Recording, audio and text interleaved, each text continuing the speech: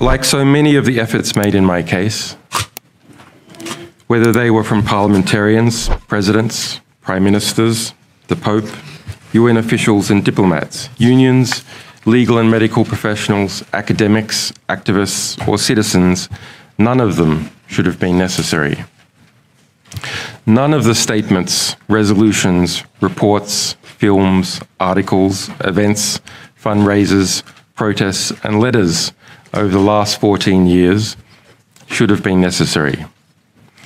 But all of them were necessary because without them, I never would have seen the light of day. This unprecedented global effort was needed because the legal protections that did exist, many existed only on paper, were not effective in any remotely reasonable time. I eventually chose freedom over unrealizable justice after being detained for years and facing a 175-year sentence with no effective remedy. If you could go back in time, would you do everything the same? And if not, what would you do differently? I'm not asking just in the terms of personal cost that you suffered, but also in terms of effectiveness or impact of what you tried to do. Thank you. This is a very deep question about free will. Why do people do things when they do them? Looking back, we were often constrained by our resources, the number of staff, by secrecy that was necessary to protect our sources.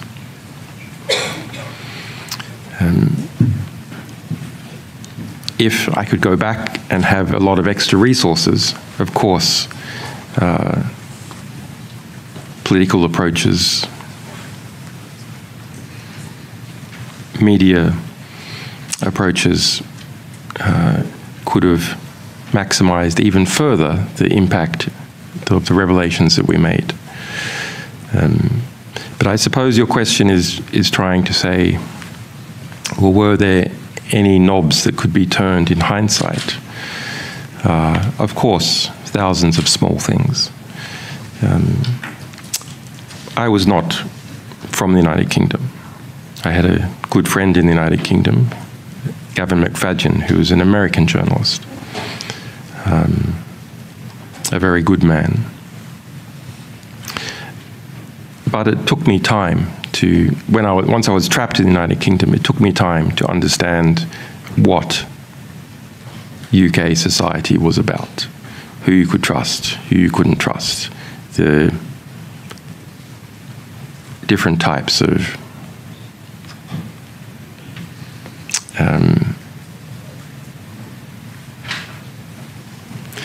maneuvers that are made in that society.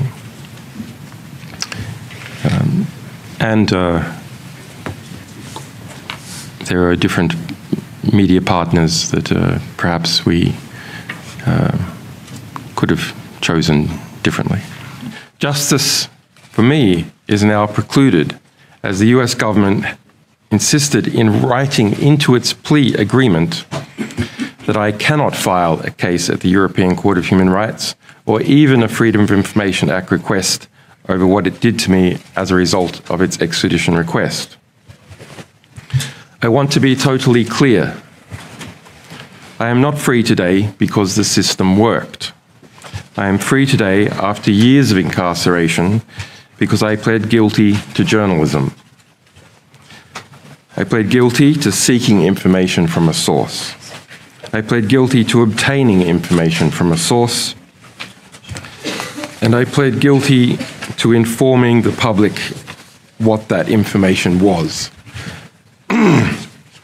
I did not plead guilty to anything else. I hope my testimony today can serve to highlight the weaknesses of the existing safeguards and to help those whose cases are less visible but who are equally vulnerable.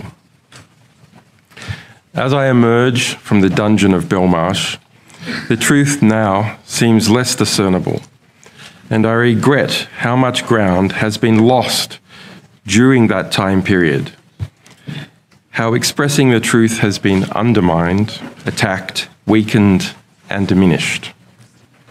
I see more impunity, more secrecy, more retaliation for telling the truth, and more self-censorship.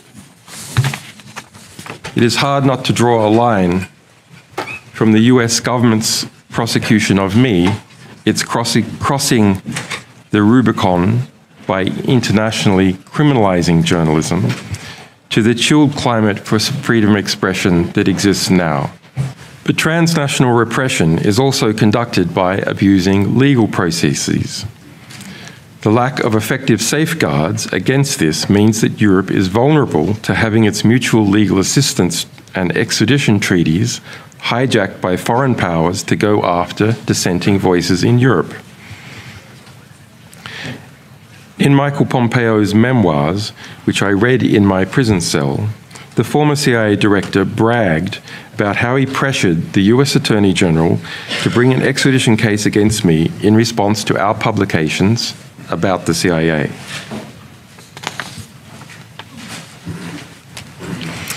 Indeed, acceding to Pompeo's requests, the US Attorney General reopened the investigation against me that Obama had closed and rearrested Manning, this time as a witness. Manning was held in a prison for over a year, fined $1,000 a day, in a formal attempt to coerce her into providing secret testimony against me. She ended up attempting to take her own life.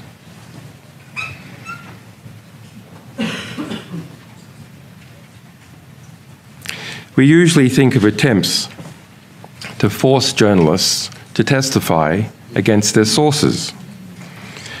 But Manning was now a source being forced to testify against their journalist.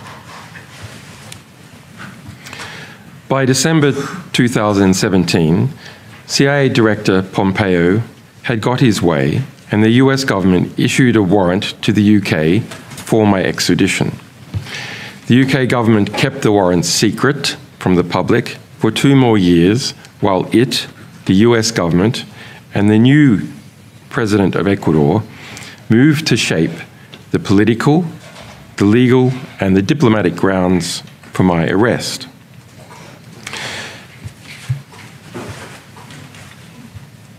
When powerful nations feel entitled to target individuals beyond their borders, those individuals do not stand a chance unless there are strong safeguards in place and a state willing to enforce them.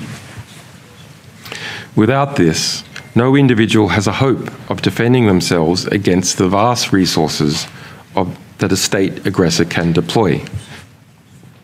If the situation were not already bad enough in my case, the US government asserted a dangerous new global legal position.